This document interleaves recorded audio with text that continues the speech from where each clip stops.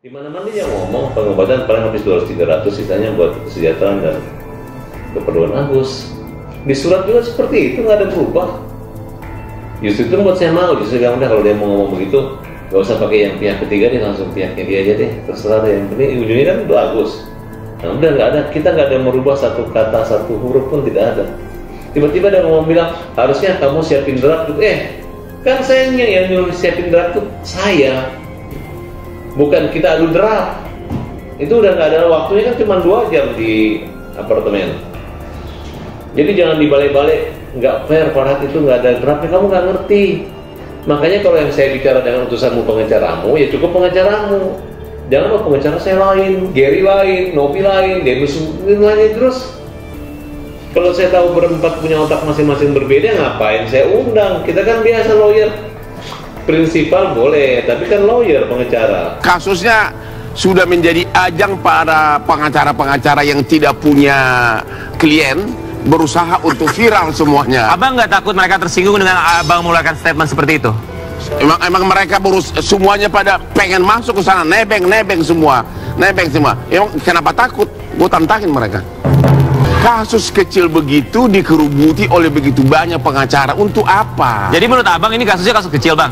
Kasus kecil lah, tapi kasus receh, tapi dipeributkan oleh para pengacara untuk cari nama. Saya merasa diintimidasi juga.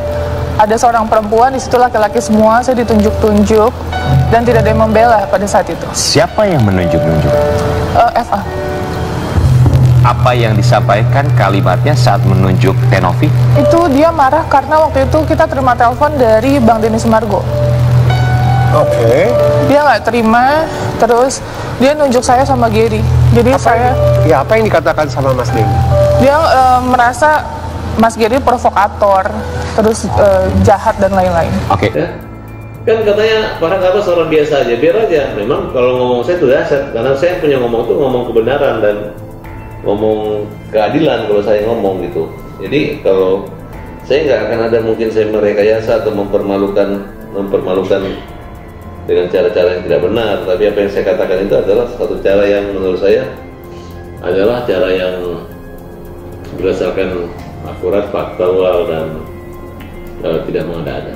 Aku melihat Agus ini kan orang yang diminta dibantu, ya harusnya jangan terlalu agresif begitu dong, ya harusnya dia tahu diri lah. Orang dibantu itu harusnya merendah, itu maksud saya, harusnya dia lebih persuasif, jangan nantangin.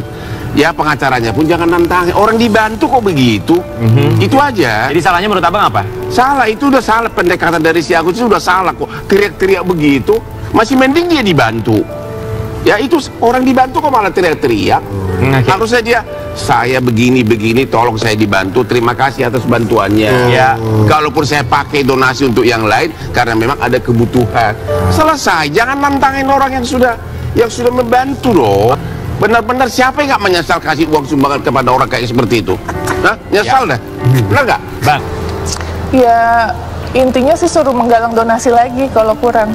Oke, baik. Jadi klausul yang tidak kamu sepakati yang membuat kamu walk out adalah bahwa jika nanti hasil donasi sudah habis, maka harus dilanjutkan penggalangan donasi pun juga untuk ahli waris penerima donasi. Betul. Dalam hal ini adalah keluarganya Agus Salim. Betul, padahal di satu sisi kan saya ini mendampingi ke rumah sakit tersebut. Saya sudah ada bayangan, sudah tahu bahwa range harga yang akan dipakai itu untuk operasi kelopak mata hanya 100 juta maksimal. Ya. Seperti itu. Itu di JEC ya? Ya, di JEC, betul. Jadi gini, kita kan dikhususkan dalam hal sisi proteksi hukum di publik dan lain. Ya. Dan setiap hal itu kan kita sudah sepakat di dalam grup bahwa apapun itu harus dilempar dalam grup kita.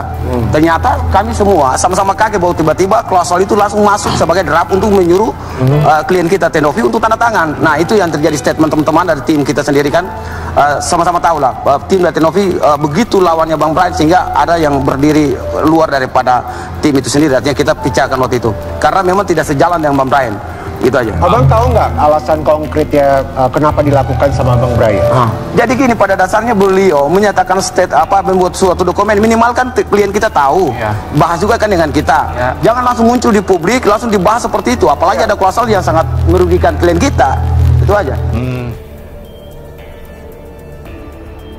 YouTuber Pratiwi Novianti alias Novi disarankan melaporkan balik Agus Salim ke korban penyiraman air keras ke aparat kepolisian dengan pasal penggelapan uang. Uang itu dikumpulkan dengan motif dan pertimbangan untuk pengobatan si Agus. Totalnya berapa saya nggak ngerti, kata Haposan. Haposan menilai Agus salah jika uang donasi masyarakat tidak digunakan untuk berobat. Novi, laporin aja Agus daripada Anda dituntut para donatur itu. Laporin kepada polisi, saran Haposan. Haposan mengaku bingung kenapa bisa Agus yang melaporkan Novi, padahal Novi adalah sosok yang membantunya sejak awal. Novi bisa laporkan Agus itu penggelapan uang, laporin aja, gak usah takut, tegas Haposan. Menurut saya ini ukuran moralitas, sudah ditolong tapi malah ngelaporin, sambungnya. Polda Metro Jaya telah menerima laporan dari seorang warga bernama M. Agus Salim terkait dugaan pencemaran nama baik dan fitnah melalui media elektronik. Laporan yang dilayangkan Agus terregistrasi dengan nomor LPB 6330/10/2024 SPKT Polda Metro Jaya tertanggal 19 Oktober 2024 dengan penyertaan pasal 27 AUU 1 2024 tentang ITE dan atau pasal 310 dan pasal 311 KUHP jungto pasal 45 ayat 4 terkait pencemaran nama baik dan fitnah. Laporan dilayangkan terhadap terlapor yaitu Pratiwi Novianti yang menyangkut pengelolaan dana donasi sebesar 1,4 miliar yang dikumpulkan untuk korban penyiraman air keras.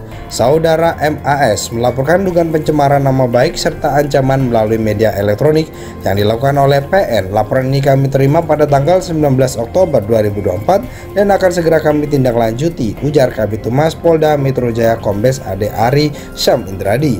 Pengacara Agus Salim menuduh YouTuber Pratiwi Novianti pengguna narkoba. Bukannya marah atau melapor ke polisi atau tuduhan itu, Novi justru melakukan cara berbeda. Aktivis sosial itu membuktikan dirinya bukan pemakai narkoba. Pratiwi Novianti mendatangi Balai Kesehatan dan melakukan tes urin Jumat 25 bulan 10 2024. Hari ini 25 Oktober 2024 saya melakukan tes urin di Balai Kesehatan, ucap Pratiwi Novianti dikutip dari tribunjakarta.com. Akan langsung saya serahkan, katanya. Tak cuma itu, Pratiwi Novianti juga mendatangi Balai Kesehatan Penerbangan untuk mengambil berkas hasil tes kesehatannya saat menjadi pramugari maskapai Sriwijaya Air. Pratiwi Novianti mengaku menjadi pramugari selama 8 tahun dan tak pernah sekalipun memakai narkoba.